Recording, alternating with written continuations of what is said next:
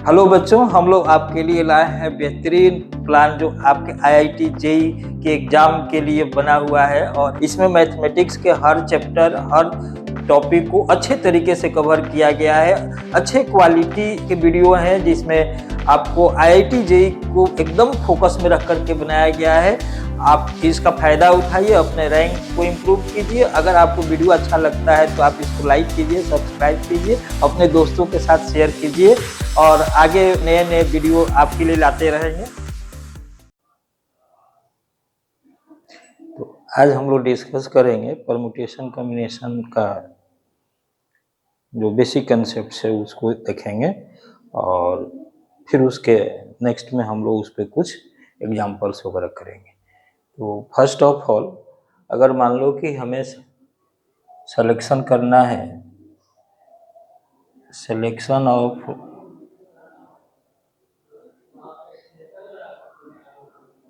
Zero or more things from n things, n different things ले लेता हूँ, different things means they are not identical, सारे अलग अलग टाइप के हैं। तो जीरो और मोर थिंग का मतलब क्या है कि या तो हम बिल्कुल किसी का सिलेक्शन नहीं करें या वन का सिलेक्शन करें या टू का सिलेक्शन करें, और हम चाहे तो सारे का सिलेक्शन कर सकते हैं। तो ये क्या हो गया, 2 टू द पावर n हो गया। नॉर्मली जब बाइनोमियल एक्सपेंशन करते हैं तो बोलते हैं कि ये क्या है, sum of coefficients of binomial expansion है। और इसका लिटरल मीनिंग क्या है, selection of zero or more things from n different things. तो इस तरह से अगर मान लो कि आपको कहा जाए कि selection of odd number of things, odd number of things from n different things, अगर odd number of selections करनी है तो हम क्या करेंगे, NC1 ले लेंगे, NC2 ले लेंगे, NC3 ले लेंगे, NC5 ले लेंगे, और इस तरह से ये ऑड नंबर ऑफ थिंग्स होगा। तो इसकी वैल्यू जो है वो क्या हो जाएगी, 2 टू द पावर n-1 हो जाएगी। अब सपोज कीजिए कि आपको कहा जाए कि selection of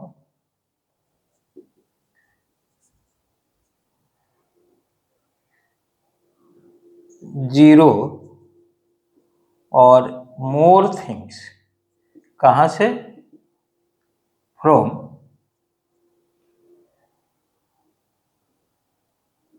p things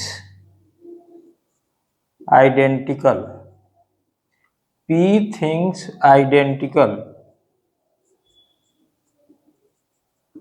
of one type, q things identical of second type। इस तरह से आगे भी कंटिन्यू कर सकते हैं। रेस्ट n डिस्टिंक्ट थिंग्स, और बाकी जो है वो सारे क्या है, अलग, n जो है डिस्टिंक्ट। तो इसका वैल्यू आप ले लेंगे, जैसे p आइडेंटिकल थिंग्स हैं तो आप अगर नहीं लेते हैं तो वन टाइप का वन वे हो जाएगा। अगर वन थिंग को लेंगे तो भी तो वन वेज हो जाएगा, टू थिंग भी लेंगे तो भी वन वे हो जाएगा, थ्री थिंग्स लेंगे तो भी वन वे हो जाएगा, और पी का पी थिंग्स भी लेंगे तो वन वे हो। तो इस तरह से हम देख रहे हैं कि इसमें से वन और जीरो और मोर सिलेक्शन का जो तरीका है वो वन प्लस पी है, और इसमें से जीरो और मोर थिंग्स का जो तरीका है वो वन प्लस क्यू है। और बाकी जो है इसमें से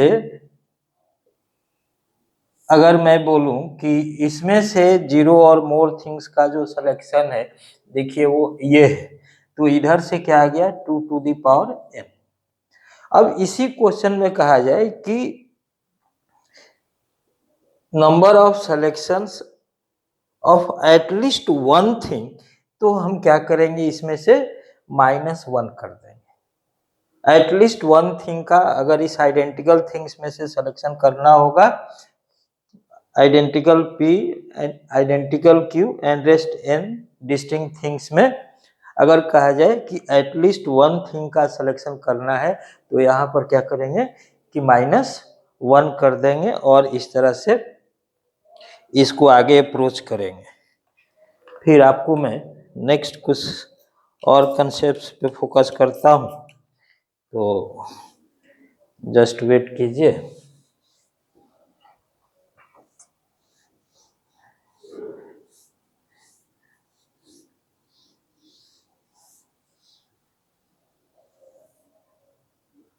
सपोज कीजिए कि क्या करते हैं कि हम लोग डिवाइड करते हैं, डिवाइड इन डिफरेंट थिंग्स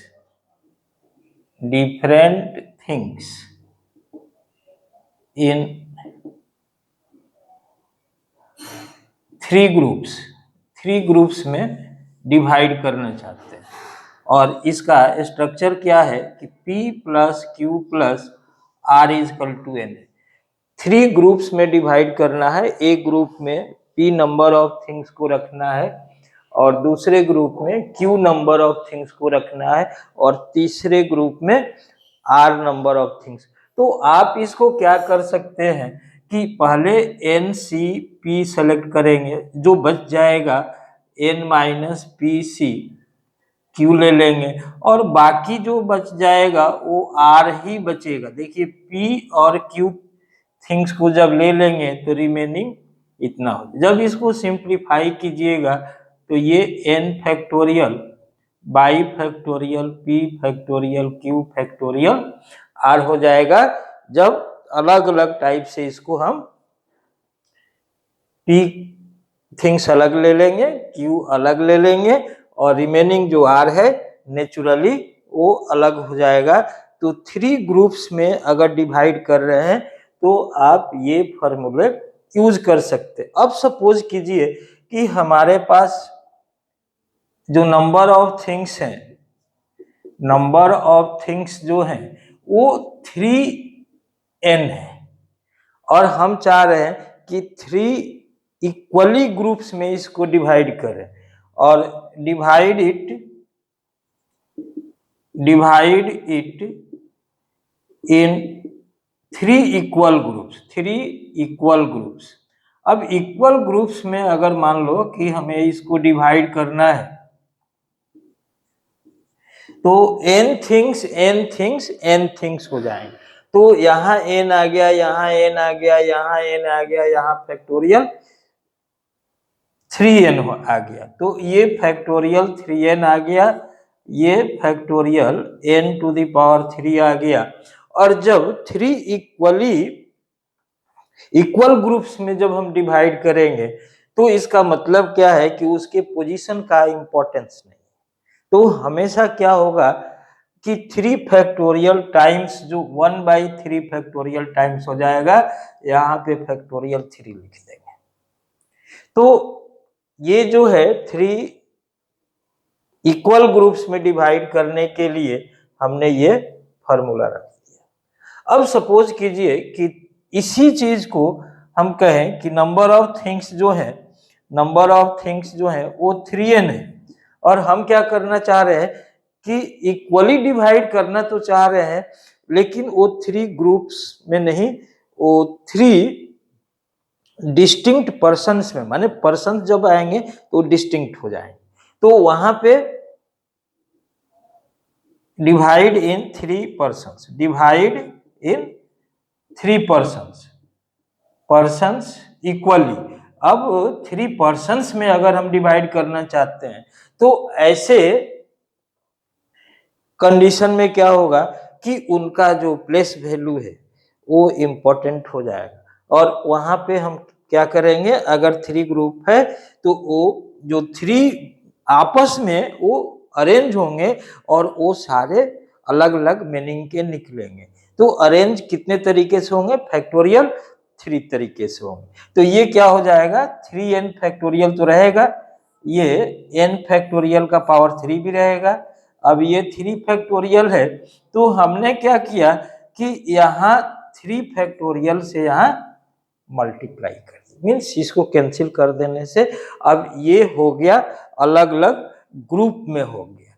तो इसका मीनिंग अलग टाइप का हो गया और इसको हम अप्लाई कर सकते हैं। जैसे मान लो कि हम 52 प्लेइंग कार्ड्स है और 52 प्लेइंग कार्ड्स को 4 पर्सन्स में हम इक्वली डिवाइड करना चाहते हैं। 52 प्लेइंग कार्ड्स को अगर 4 पर्सन्स में हमें डिवाइड करना होगा तो क्या करेंगे, पहले तो n की, अगर 4n की वैल्यू कितना है 52 है तो n की वैल्यू कितनी है 13 है, मीन्स 13 इस ग्रुप में डिवाइड करना है। तो वो क्या हो जाएगा, वो हो जाएगा 52 फैक्टोरियल हो जाएगा। अब ये 13 फैक्टोरियल का पावर 4 हो जाएगा और इधर जो 4 ग्रुप्स के लिए डिवाइड कर रहे थे, इधर 4 ग्रुप्स के लिए, तो जब इंडिविजुअल पर्सन्स के लिए हुआ तो यहाँ पे मल्टीप्लाई कर दिया, ये जो वैल्यू आया, अब ये 4 काट देने से ये क्या होगा 4 पर्सन्स में डिवाइड हो। लेकिन वही प्लेइंग कार्ड अगर मान लो कि 4 प्लेसेस पे पुट करनी हो तो ये जो फैक्टोरियल 4 मल्टीप्लाई कर रहे हैं उसको यूज नहीं करेंगे। तो मुझे लगता है कि कंसेप्ट आपको क्लियर हुआ होगा। आगे बढ़ते हैं।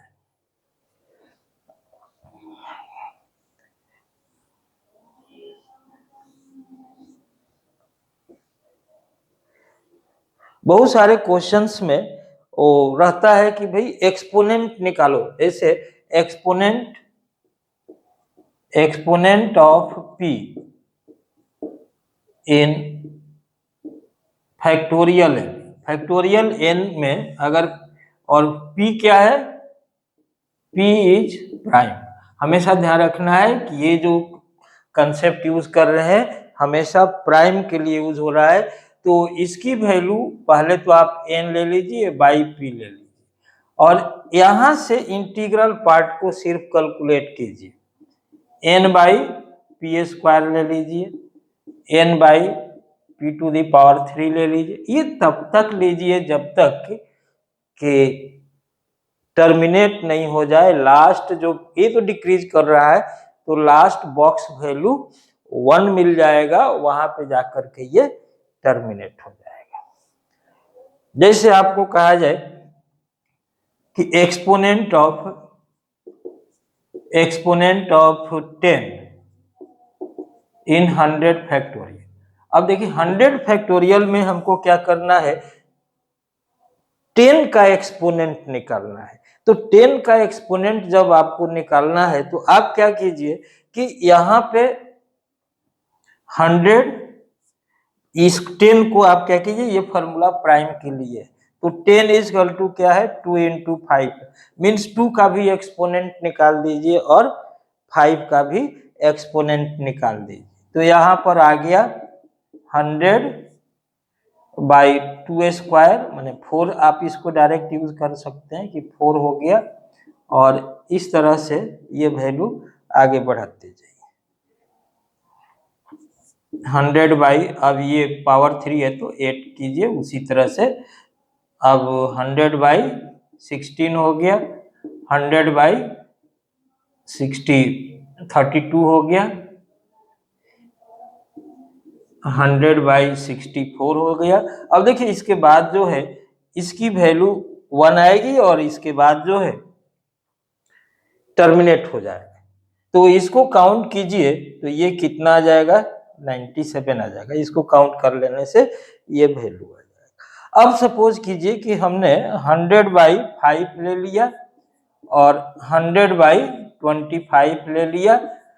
अब इसके आगे देखिए ये जो वैल्यू है ये 4 आ गया और फिर 100 बाई 125 आएगा तो उसकी वैल्यू ऑटोमेटिकली 0 हो जाएगी, तो इसके आगे लिखने की जरूरत नहीं। तो ये वैल्यू आ गया, ये कितना आ गया, ये आपको आ गया 20 और ये +4 24 आ गया। अब आप देखिए 2 का पावर जो है 97 है और 5 का पावर 24 है। इसमें से क्या कीजिए कि 2 का पावर 24 इधर ट्रांसफर कर दीजिए, तो यहाँ पर जो वैल्यू आने वाला है वो 10 का पावर 24 आने वाला है। तो एक्सपोनेंट कितना हो गया, एक्सपोनेंट ऑफ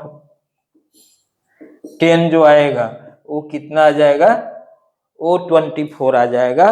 और इस तरह से आप इसको इजी तरीके से कर पाएंगे, बड़ा ही सिंपल है, हो जाएगा।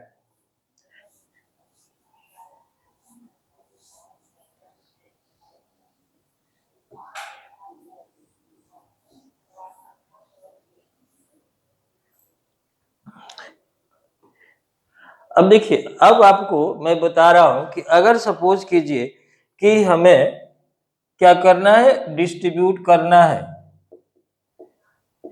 डिस्ट्रीब्यूट आइडेंटिकल थिंग्स, इन आइडेंटिकल थिंग्स, अगर ऐसे बोलूं कि identical things in m persons, तो यहां पर एक होगा कि आप लिखेंगे m + n - 1c n, और यहां पे कोई कंडीशन नहीं दिया हुआ है, यहां पर कोई कंडीशन नहीं दिया है, 0 और मोर थिंग्स हो सकता है, मीन्स किसी को नहीं भी मिलेगा। और n - 1c m - 1 होगा जब at least one thing, every person को वन थिंग मिल रहा हो, एटलीस्ट वन थिंग मिल रहा हो, तो आप इसको लगाएं। अब देखिए ये जो है ये इक्विवेलेंट है किसका, x1 + x2 + xm = n, और in non negative integral solution, number of non negative integral solutions का ये इक्विवेलेंट है। Number of non negative integral solution के लिए ये यूज होगा। और यहां पे होगा कि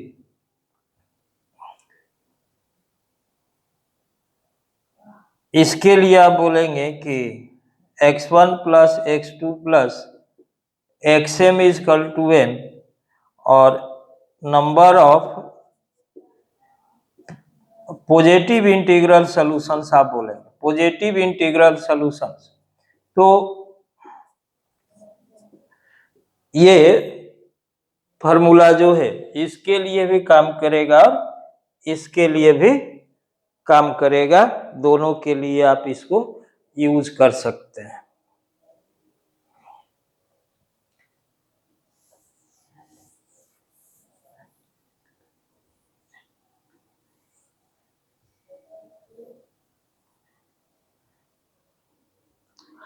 अब आपको कहा जाए कि डिस्ट्रीब्यूशन ऑफ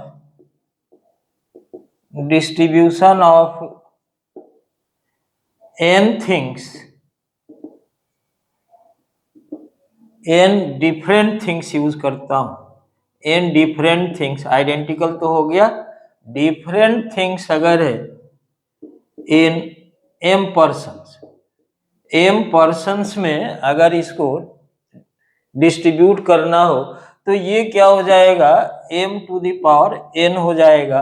यहाँ पे 0 और मोर थिंग्स ऐसा कंडीशन है, 0 और मोर थिंग्स रहने से ये वैल्यू हम यूज करेंगे। लेकिन अगर रहेगा कि at least one thing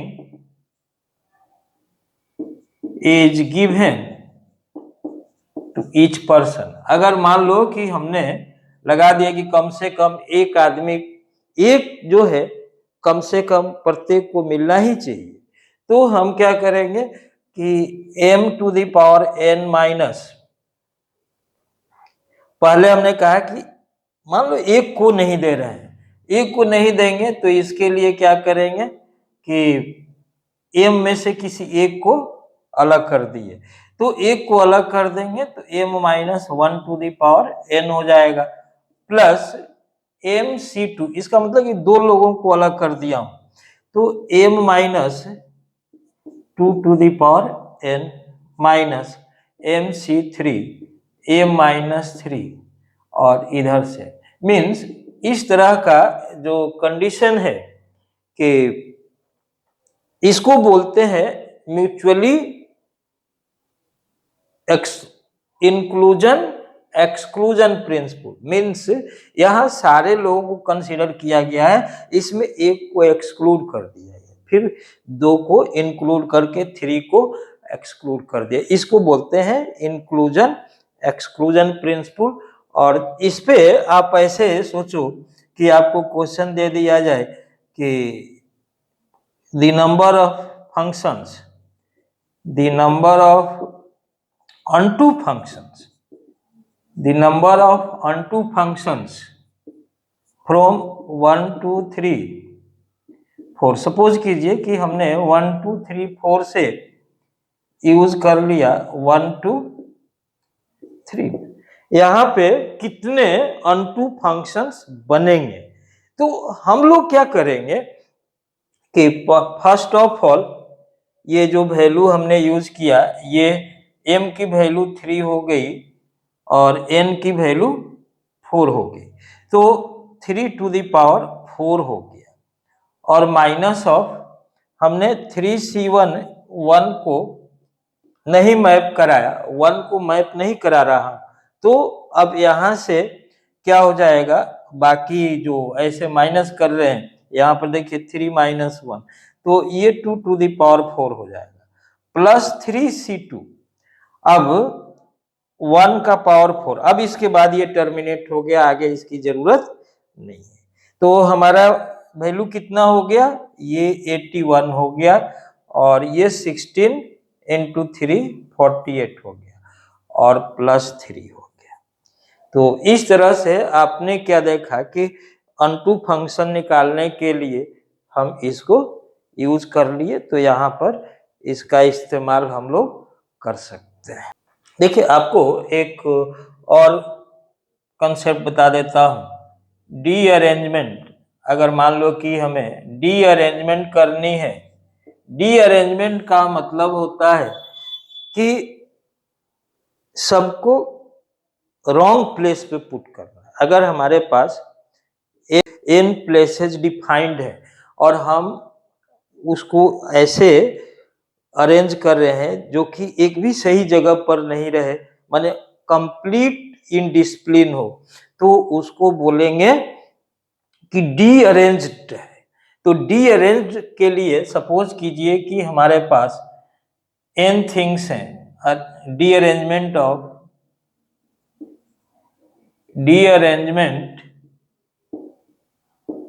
of n things. अगर n थिंग्स का डी अरेंजमेंट करना है तो आप क्या करेंगे कि इसको फैक्टोरियल n ले लेंगे, और 1/2 factorial minus 1/3 factorial plus 1/4 factorial, इस तरह से plus minus 1 to the power n, और यहाँ पे n फैक्टोरियल, इस तरह से आप यूज कर लेंगे।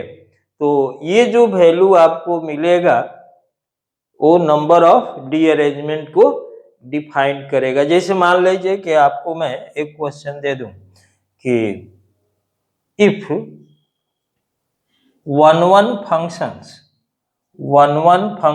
are defined from x1 x2 x3 x4 x5। देखिए यहां से हमें डिफाइन करना है किसमें, y1 y2 y3 y4 y5 में। देखिए यहाँ नंबर ऑफ थिंग्स इक्वल होंगे जितने नंबर ऑफ प्लेसेस हैं। तो अगर कहा जा रहा है such that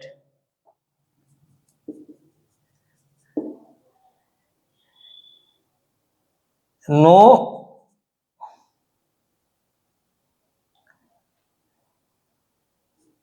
fxi such that fxi is not equal to yi, means x1 is not related to y1, x2 is not related to y2, इस तरह से कंडीशन दिया जा रहा है।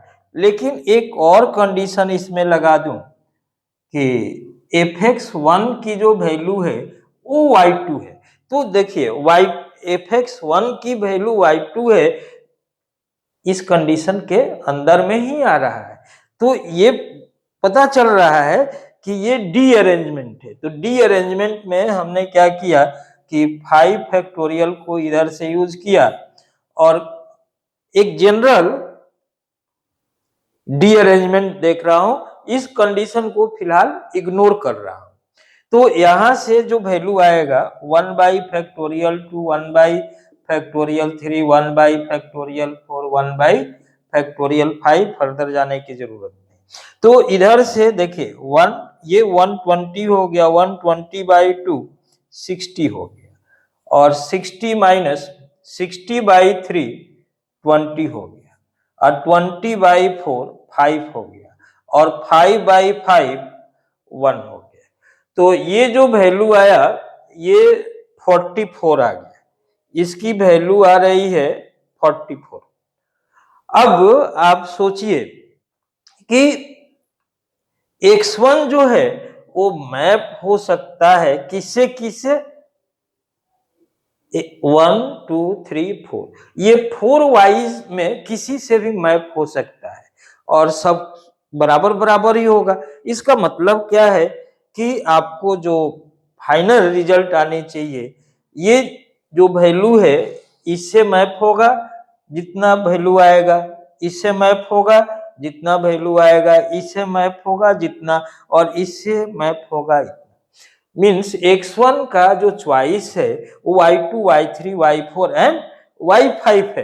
तो सब मिला करके जो वैल्यूज आए हैं वो कितना है, 44 आए।